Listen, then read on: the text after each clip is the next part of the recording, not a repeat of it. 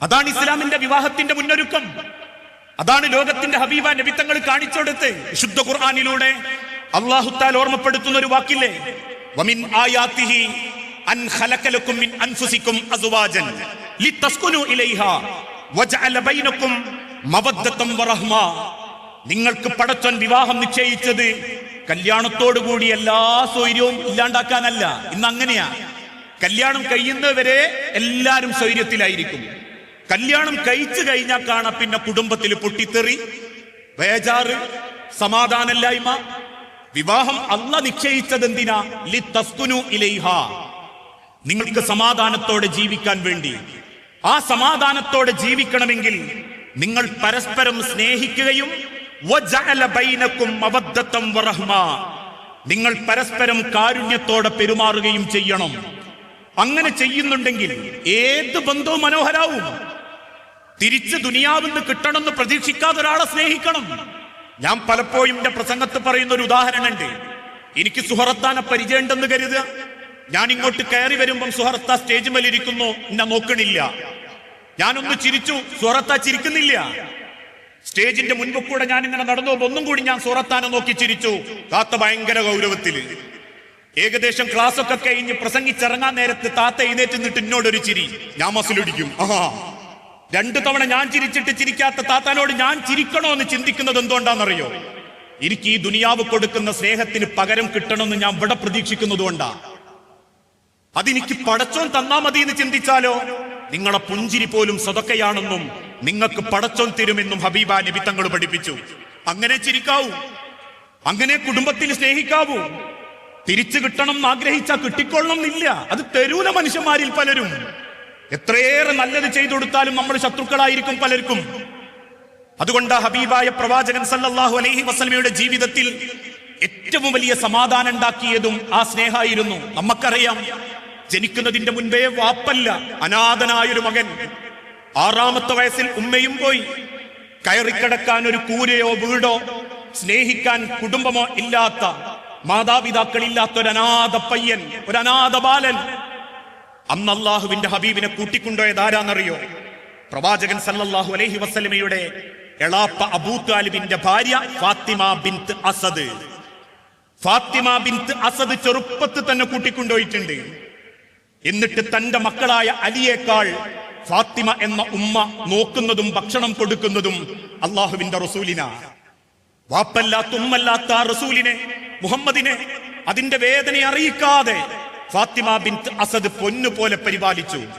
ഇസ്ലാമിലെ അള്ളാഹുവിന്റെ തൗഫീഖ് ഇറങ്ങി നുബുവത്ത് കിട്ടിയപ്പം അള്ളാന്റെ റസൂലിൽ വിശ്വസിച്ചവരുടെ കൂട്ടത്തിൽ അബൂ താലിബിന്റെ ഭാര്യ ഫാത്തിമ ബിൻത്ത് അസദുമുണ്ട്.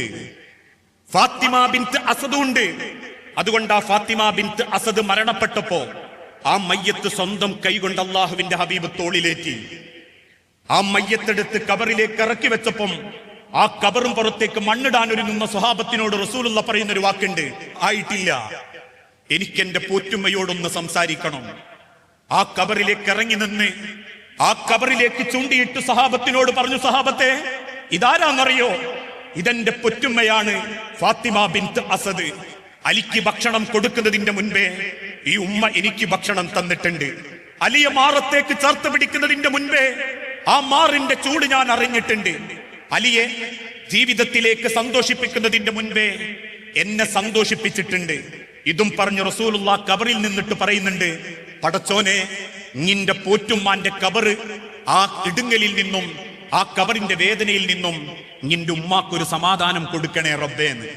അള്ളാഹുവിന്റെ ഹബീബിന്റെ ജീവിതത്തിൽ പോലും ആ ഒരു സ്നേഹത്തോടു കൂടി റസൂലുള്ളാഹിക്ക് ജീവിക്കാൻ സാധിച്ചത് ആ പരസ്പര സ്നേഹം കൊണ്ടായിരുന്നു. ആ ജീവിതത്തിന്റെ ഏറ്റവും മനോഹരമായ ജീവിതത്തിന്റെ ചരിത്രം കൊണ്ടായിരുന്നു. ഏറെ ജീവിതത്തിന്റെ പ്രായവ്യത്യാസമുള്ള വൈവാഹിക രംഗത്ത് പോലും അള്ളാഹുവിന്റെ ഹബീബിനെ ജീവിക്കാൻ പ്രേരിപ്പിച്ചത് ആ ജീവിതത്തിൽ നൽകപ്പെട്ട കിട്ടിയിട്ടുള്ള സ്നേഹബന്ധങ്ങളുടെ അടയാളം കൊണ്ടായിരുന്നു. അതുകൊണ്ട് തന്നെയാണ് ജീവിതത്തിൽ നമ്മളൊരു കുടുംബം തയ്യാറാക്കുമ്പോൾ ആ കുടുംബത്തിൽ ഒരുപാട് പണമുണ്ടാകണം, പണം ഉണ്ടെങ്കിലേ സമാധാനം ഉണ്ടാകൂ എന്നൊരു ധാരണയും സൗന്ദര്യം ഉണ്ടെങ്കിലേ സ്വസ്ഥതയുണ്ടാകൂ എന്നൊരു ചിന്തയും നമ്മൾ മാറ്റിവെക്കണം.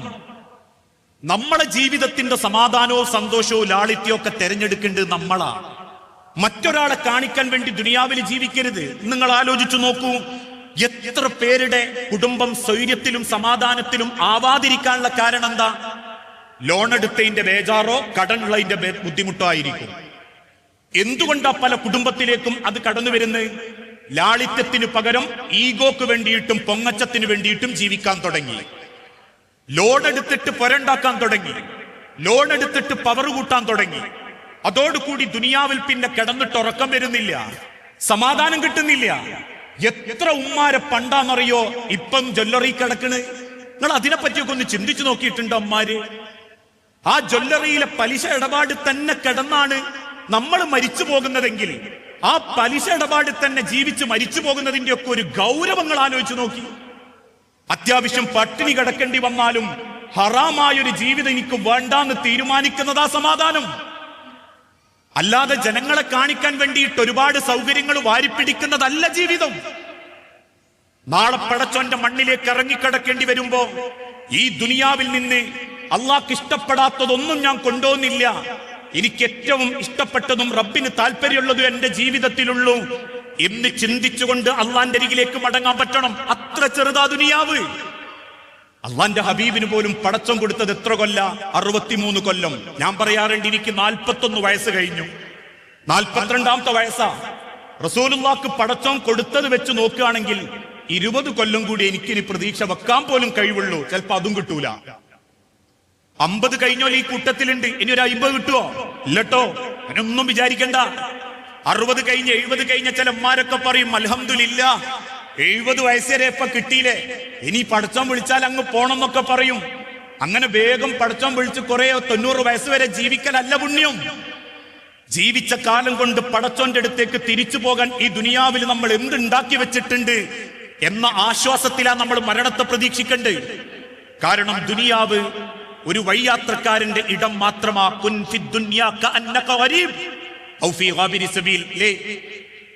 ഈത്തപ്പന ഓലയിൽ കിടന്ന് പുറമാകെ ചുവന്ന് തടുത്ത് ഈത്തപ്പന തണ്ടിന്റെ പാകം ശരീരത്തിന്റെ പിൻഭാഗത്ത് കണ്ടപ്പോ ഉമർ ഇബ്നുൽ ഖത്താബ് റളിയല്ലാഹു അൻഹു വന്ന് ചോദിക്കുന്നുണ്ട്, റസൂലേ, നമ്മളുടെ അധികാരത്തിന്റെ പരിധിയുടെ 10% പോലും ഇല്ലാത്ത കിസ്ര ചക്രവർത്തിമാർ അവരുടെ കൊട്ടാരത്തിനുള്ളിൽ മഞ്ചക്കിൽ പട്ടും മുടയാടുകളും ധരിച്ച് അവരുടേതായ സപ്രമഞ്ച കട്ടിൽ കിടന്നുറങ്ങുമ്പോ എന്തിനാ റസൂലേ നിങ്ങൾ ഈ ഈത്തപ്പന ഓലയിൽ കിടക്കുന്നേ? ഞാൻ നിങ്ങൾക്ക് ഈത്തപ്പന നാരുകൊണ്ട് മെടഞ്ഞുണ്ടാക്കിയ ഒരു നല്ല കിടക്ക ഞാൻ നിങ്ങൾക്ക് എത്തിച്ചു തരട്ടെ റസൂലേ. പുഞ്ചിരിയോടെ സയ്യിദുന ഉമറിന്റെ പുറത്ത് റസൂലുള്ള തട്ടിയിട്ട് പറഞ്ഞു, ഉമറേ, കുൻ ഫിദ് ദുനിയാ കഅന്നക ഗരീബ് ഔ ഫീ ഗാബിരി സബീൽ. നമ്മൾ ഈ ദുനിയാവിൽ ഒരു വഴിയാത്രക്കാരൻ മാത്ര. അടുത്ത കൊല്ലത്തെ MGM സമ്മേളനത്തിൽ ഞാൻ ഉണ്ടാവുന്ന ഒരു ഉറപ്പില്ല. അടുത്ത കൊല്ലല്ല, നാളെ നേരം വെളുക്കുമ്പോ നമ്മൾ ഉണ്ടാവുന്ന ഒരു ഉറപ്പില്ല. ഈ ലോകത്തിൻ്റെതെന്ന് പറയാൻ ഞാൻ ജീവിതത്തിൽ ചെയ്തതേ എന്റെ കൂടെ പോരും, അല്ലേ?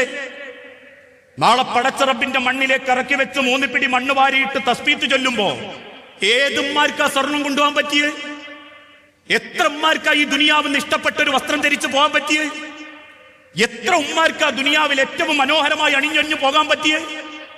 ഞാൻ പറഞ്ഞിട്ടുണ്ട്, കോഴിക്കോടുള്ള ഒരു ജില്ല തൊട്ടടുത്തുള്ള ഒരു മഹലിൽ ഒരു സാധു ഉമ്മ മരണപ്പെട്ടപ്പോ ആ ഉമ്മാന്റെ മയ്യത്ത് കുളിപ്പിക്കാൻ നേരത്ത് പൊട്ടിക്കരച്ചില്ല പെൺകുട്ടികളത്. കാരണം എന്താ? ഉമ്മാന്റെ ചെവിട്ട് കിടക്കുന്ന ചിറ്റൂരാൻ കിട്ടുന്നില്ല, ഇറച്ചിയിൽ ഉറച്ചുപോയതാ. ഈ കൂട്ടത്തിലുണ്ടാവും അങ്ങനത്തെ ഉമ്മാരിട്ടോ, ഒന്ന് ഇളക്കിക്കാൻ വേണ്ടി അവസാനം തട്ടാനെ കൊണ്ടൊന്ന് പൊട്ടിച്ചെടുത്ത് കുളിപ്പിച്ച് കിടത്തുമ്പോ പിന്നീട് ആ സ്വർണം ഉരുക്കി ഏതെങ്കിലും ജ്വല്ലറിയിൽ കൊടുത്തത് നമ്മുടെ കയ്യിൽ കിട്ടിയതാ. ഇന്നിന്റെ നിങ്ങളെ കയ്യിലുള്ളതൊക്കെ ഞാൻ പറയാറുണ്ട്, ഇപ്പൊ നിങ്ങളെ കൈമലുള്ള വളണ്ടല്ലോ, അത് നിങ്ങൾക്ക് പടച്ചോൻ ആകാശത്ത് നിന്ന് തന്നതൊന്നുമല്ല, അല്ലെങ്കിൽ ഭൂമിയിൽ നിന്ന് കുഴിച്ചെടുത്തതുമല്ല. ഏതോ കുടുംബത്തിലെ ഏതോ വല്യമ്മയോ ഉമ്മയോ മരിച്ചപ്പോ ആ മരിച്ചതിന് ശേഷം മക്കൾ ആ അമ്മാന്റെ കൈമൊന്നും ചെവിമൊന്നും ഊരിയെടുത്തിട്ട് കുടുംബക്കാർ ഒരുമിച്ചിട്ടൊരു തീരുമാനം എടുത്തു, ഉമ്മ ഉപയോഗിച്ചതിന് നമ്മൾ ഉപയോഗിക്കണ്ട, കണ്ണൂർ ജ്വല്ലറി കൊണ്ടുവച്ച് വിൽക്കാം. ഏതോ ജ്വല്ലറിയിൽ കൊണ്ടുവച്ച് വിറ്റു. ആ ജ്വല്ലറിക്കാരത് തീയിലിട്ട് ഉരുക്കി അതൊരു കഷണാക്കി ഒരു ബിസ്ക്കറ്റ് പോലെ ആക്കിയിട്ട് വെച്ചു. എന്തിന്? അത് മാറ്റാൻ ആള് വരും എന്നുള്ള പ്രതീക്ഷയിൽ. ആ സമയത്താ നിങ്ങൾ അവിടെ എത്തിയത്, നിങ്ങളെ മോളെ കല്യാണത്തിന് നിങ്ങൾ അവിടെ എത്തിയത്.